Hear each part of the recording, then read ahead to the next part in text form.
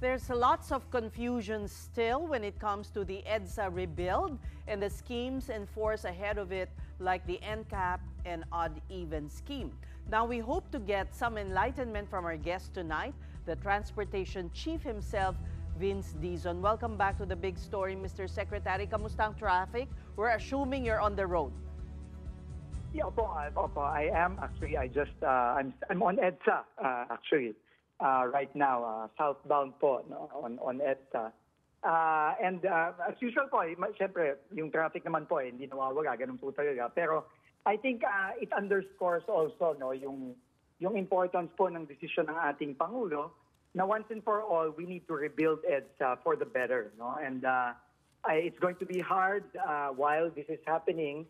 Pero ang utos naman po ng Pangulo, maghanap po tayo ng mga iba't ibang paraan para pagaanin yung epekto nito sa ating mga kababayan. So that's what we're trying to do. We initially, together with MMDA and DPWH, proposed 5 initial interventions. DOTR proposed 3 of them, MMDA proposed 2. But we will continuously look for more ways to make this easier as we proceed with the rebuild of EDSA. All right, the 8.7 billion that will be spent for this rebuild I'm asking Secretary because sell it to us. Marami nang nagko-cold feet na talaga bang kailangan yan? Parang you'll just be paving the road and then putting asphalt overlay. What is the importance to the nation of this EDSA rebuild? Well, tingin ko naman po no, tayong halos lahat dito sa Metro Manila ay dumadaan ng EDSA kung di araw-araw, at least multiple times every week. No? At nakita naman po natin itong mga nakaraang taon, nakaraang dekada, kung paano po inaayos ang EDSA. Ang ginagawa po dito madalas nung nakaraan ay patsi-patsi, reblocking every weekend, every holiday. At nakita naman po natin na ang epekto nito. No? Nakita natin na baku-bako, nakita natin na madaling magbaha. Ako po mismo naglakad ng mahigit 5 kilometro along EDSA kahapon. At nakita ko din na talagang delikado at mahirap maglakad along EDSA. No? So I think all of these things are clear signs that we need to do something dramatic. And I think we have to give it to the President po that while this is a difficult decision to make because of all the hassle and the difficulties this is going to bring to motorists, he understands and he is bold enough to say that we need to do it and we need to do it now. But exactly, that's the point, no? Let me piggyback lang on what Cez said. Marami kasi nagsasabi, baka isang bonggang reblocking. Kumbaga, hindi namin ma-visualize, Secretary, kung ano pa ba yung madadagdag sa EDSA. Will there be more stations for the bus carousel, which I believe you mentioned before? Magkakaroon ba ng improvement doon sa sidewalk? Lalaki ba siya? Liliit ba siya? Kukumpletuhin ba? Yeah, help us visualize the end, the light at the end of the tunnel. Yes, thank you very much, Sean. No? And I think pinakita naman po ng DPWH yung how they visualize the EDSA to be after the rebuild. No? And it's really a very different EDSA than what we have now. First of all, aayusin lahat ng patsi-patsing ginawa na ng mga nakaraang dekada. Kumpletong asfalto na yan. So very, very smooth ride na mula Pasay hanggang Monumento. Gagamitin po ng very high quality asphalt na sumisip-sip ng tubig katulad ng mga nakikita natin sa ibang bansa. Kaya mababawasan din ang incidence ng flooding, mamimitigate ang flooding. Doon naman po sa outer lane, definitely po lalawakan at gagawing standardized na ang sidewalk para maprotektahan na ang ating mga naglalakad. Alam niyo po, nung pong naglakad ako kahapon, no, doon ko po talaga nakita kung gaano kadelikadong maglakad sa EDSA. No? Meron pong mga portions doon na halos naglalakad na po ang mga kababayan natin, naglalakad na po kami sa kalye na mismo kung saan dumadaan ang mga motor at mga sasakyan. At ang pinakamaganda din dyan is pati yung drainage po lalakihan at papalawakin, no, yung ilalim ng EDSA para makapag-absorb ng tubig ulan kapag lalo na panahon ng tag-ulan. Kaya pati ho yun, may iwasan ang pagbaha, no, o mababawasan ang pagbaha. Mawawala ba yung mga poste? Ay, sorry, Sec. Mawawala ba yung mga poste sa sidewalk? Yung mga sobrang... Iba yun, no? Yun po medyo mahirap pong gawin yun, no? Kasi in the first place, wala ka ng paglilipatan nun, Sean, no? At para ilagay mo sa ilalim yun, napakamahal nun. At ang kailangan gumawa nun ay yung ating mga public utility companies tulad ng Meralco, no? So hindi po kasama yon, no? Yung paglalagay sa ilalim ng ating mga electrical lines, no? But I think ang punto lang po ng gobyerno ngayon is matagal na pong pinaplano itong massive rebuild ng EDSA, ilang administrasyon na, pero wala po talagang naglakas ang loob na gawin, no? So tingin ko po, yun po ang pinapakita ng ating Pangulo, ng ating gobyerno ngayon na once and for all, ayusin na po natin. Ito po yung essence talaga nung Build Better More program ni Pangulong Bongbong Marcos. Oh, sige, sir. We just don't do patchwork, but we build better. All right. On the odd-even scheme, this was proven not to have worked nung panahon ni FVR at the time, I believe, ni Secretary Orbos was your predecessor. Is this cast in stone? Pwede bang ma-adjust ito if it's proven na hindi naman nakatulong? Well, ang sabi naman po, Seth, ng MMDA, no, sila po kasi ang nagpapatupad na nito, no, nitong traffic management proposal na ito, na ad-even. Ang sabi naman po ng MMDA very clearly, dry run po starting June 16. Ang ibig sabihin po ng dry run is papakiusapan po natin, hingi tayo ng kooperasyon sa ating mga kababayan para subukan kung ito'y epektibo o hindi. No? So wala po munang huli ito.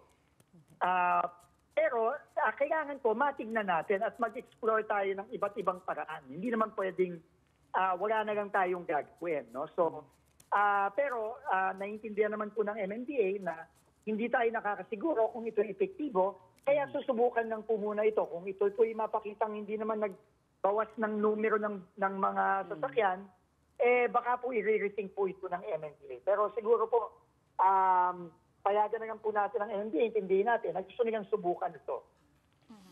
Okay, but Secretary, itong EDSA rebuild, granted that it will solve the riding quality problem along EDSA, what about traffic? Kasi baka hindi rin naman maramdaman ng mga tao yung improvements on the road if napakabagal pa rin ng takbo ng mga kotse. I mean, you're running 20 to 40 kilometers per hour, you won't really feel the improvements in the riding quality. So the question is, will the EDSA rebuild project solve traffic? Yeah, Sean, I think we all know that rebuilding a road is not going to solve traffic. No, what's going to solve traffic is mass transportation eventually. But we still need to fix our roads, Sean. No, we're not saying, we never said that the EDSA rebuild will solve traffic and will magically remove traffic from EDSA. That's not what we're saying. No, and because that's just not true. What will solve traffic is when we finish the subway, when we finish all the other mass transport systems, when we further develop the busway carousel into a proper BRT system, those are the things that are going to alleviate and eventually solve traffic. But we do have to fix our roads, especially our main boulevards in our capital metropolis, itong EDSA. Okay, but Secretary, this is Pauline, by the way, no? Well, you were talking about public transportation already. I wanted to ask about the China-made Dalian trains. They were procured by the government over a decade ago. Will they finally be used as an intervention while the EDSA rebuild project is ongoing? I don't think we can use them just yet. We are pushing our maintenance operator, Sumitomo of Japan, to fast-track the fixing of the Dalian trains so that they can be safely used by the commuting public. And the key word there, Pauline, is safe. No? We are not going to compromise the safety of our commuters by using trains that have not yet been cleared by our maintenance operator. But we are working very hard. Sabi ko nga, 10 years na yan. These were procured during the Pinoy administration. But unfortunately, they have not been cleared by the the operator of MRT3, no? But there are ways forward. We are pushing our Japanese maintenance operator to put in the interventions necessary as fast as possible. But I can't give you a timeline on that yet.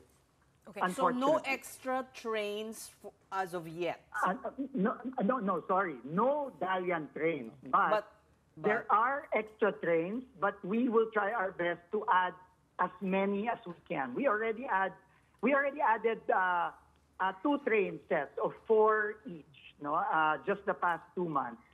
From 18, we are now up to 20.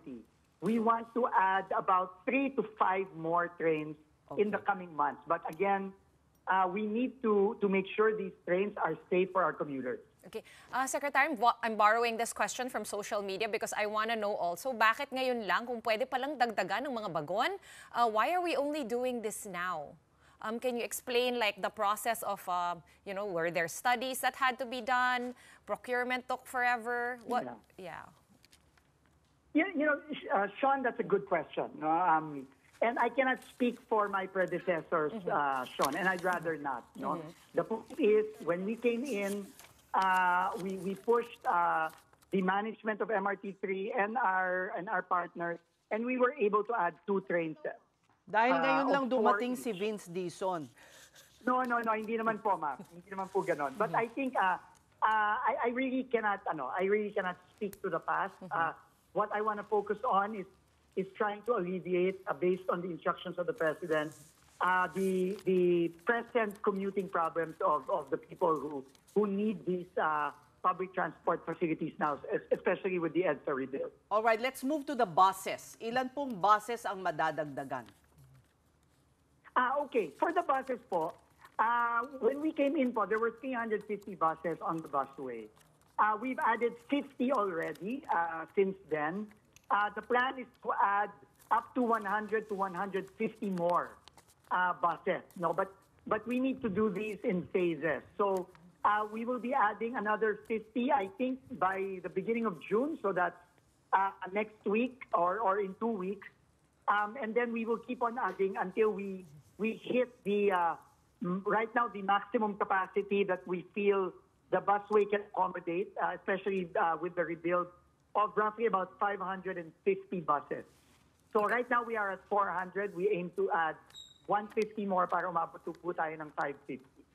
Okay, Secretary, balik tayo dun sa problem. I know that the MMDA is largely the one like conjuring up the traffic scheme and the alleviation scheme. Okay. Yeah, but were there studies done? Were there data that guided these decisions? Would you know kung pinagbasehan to sa mga, I don't know, like, because all we know is that JICA study of how much traffic costs us, which is over $1 billion a day, right? Yes. Apart from that, we don't, yeah. Opo, ang sabi po ng MMDA ni Chairman Don, pinag-aralan po nila ito, no? At sa pag-aaral nila, itong halimbawa, itong odd-even scheme, no? Makakapag-reduce ng up to 40%, no? But again, I think we have to also give it to Chairman Don that even if sinasabi nila may datos sila, gusto pa rin nilang i-dry run muna kung tingnan talaga kung sa totoong implementation magiging epektibo ito. Pero dala na rin dito ng pagtutulak ng ating Pangulo sa aming lahat na mag-isip ng mga paraan para kahit paano maibsan naman tong mabigat na traffic na padating dahil nga talagang i-rebuild na itong EDSA. Okay. Earlier, we've been over yesterday and today, we've been getting a lot of updates also on the odd-even scheme. Kung exempted ba talaga yung mga hybrid at EV kasi marami nang gustong bumili. Earlier today, Chairman Artes said na pag-iisipan ulit yung exemption ng hybrid and EV because 17,000 daw ang naka-register ng mga ganong vehicles in Metro Manila alone. Can you give us more details on that? Is it 17 or 70? I would rather have Chairman Artes discuss the details of the dry run for odd-even. Like I said po, I mean, it's really a dry run. We want to try it out and see if it's really effective. If it's not, then it's not worth doing. If it is, then maybe it is worth doing and it will help alleviate the traffic on EDSA. Okay. So pwedeng But ma-scrap? what we have Pwede done siyang, po sa... uh-huh. Yeah. Sorry. Pwede siyang ma-scrap in like a week? Well, Or- depende po sa resulta ng dry run. No? Yun naman po ang sinabi ng MMDA kahapon. Okay. But on the part of DOTR naman po, I mean, kami po, 3 po yung aming pinropose at ginagawa na po namin ito ngayon, yung paglilibre ng Skyway Stage 3. At narinig ko po, nagpapasalamat po tayo sa leadership ni Mr. Manny Pangilinan din ng MPTC. Narinig ko po sa news report ninyo na pati po ang parte ng NREX-SREX connector ay pwede ding ilibre. We will follow up on that with Metro Pacific. And then yung pagdagdag po ng tren at pagdagdag din po ng buses sa Buses. busway. Yun po, Okay. tuloy-tuloy na po kami po na tingin namin magagawa po namin yung tatlong yun. Buong Skyway ba, Secretary, ay libre na? Because last time we spoke, you were just about to hindi po. pitch it. Oo. Sige, let's Hindi po. clarify for It- everyone. Baka Yes, pumunta it's ka just ng a Baguio. segment. Hindi naman po. Hindi naman po hanggang Alabang, no? Hindi naman po. So, I think it's just the segment that will be used as an alternative route to EDSA. So, pag-uusapan pa po namin ng detalye with San Miguel kung saan pwedeng tumaan ng libre at kung saan pwedeng umexit ng libre.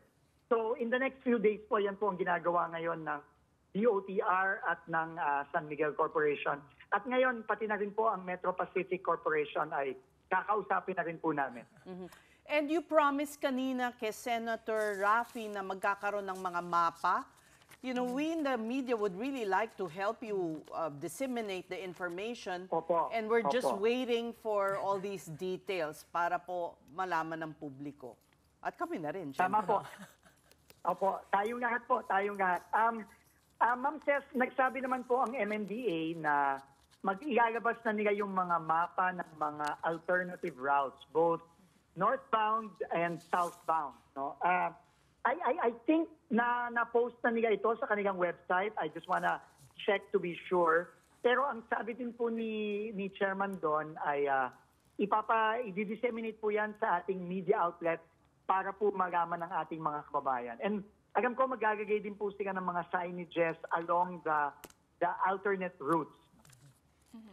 Secretary, on the part of DOTR, are you also looking at extending operating hours of trains and buses, lalo na po sa gabi? Yung buses po, walang problema. Tuloy-tuloy po yan, 24/7. Yun lang pong MRT3 ay kami po ay sa kasalukuyan pang nakikipag-usap sa ating maintenance operator dahil nag-extend na po kasi tayo ng 1 oras, no, dati. Kanina lang po, I had a discussion with them. Tumatawad po ako kung pwedeng mag-extend ng 30 minutes earlier sa umaga. Pero pinag-aaralan po pong mabuti kasi nga po ayaw naman nating i-kompromiso yung oras na kailangan ng ating operator para For maintenance. mag-maintain araw-araw, no? Kasi it's really, it's safety above all else, no? So, but we're trying our best, no? We're trying our best and racking all our brains to find solutions to alleviate the problems that this rebuild will bring. Sec, very quickly, kailan ba yung target start talaga? We understand mid-June yung dry run, pero does that mean mga July magsa-start yung works, yung actual works? Okay. Ang sabi po ng DPWH, no, sila po kasi ang mag-i-implement nito, no? June 13, mag-uumpisa na daw silang mag-mobilize ng June 13 ng gabi. Pero yung pag-mobilize, yan pa rin yung pagdating ng mga tao, yung mga equipment. Pero yung actual construction, syempre that will take several weeks before it actually happens, no? So, ano po, no, I'd rather defer to DPWH to give a more definitive schedule on the construction. Okay, fair All enough. right. Thank you very much for talking to us again, Transportation Secretary. Always po. Thank you very much for having me and thank you for helping us disseminate all the information about this very, very important project that will affect everyone in Metro Manila. Okay, that was Transportation Secretary Vince Dizon on the road.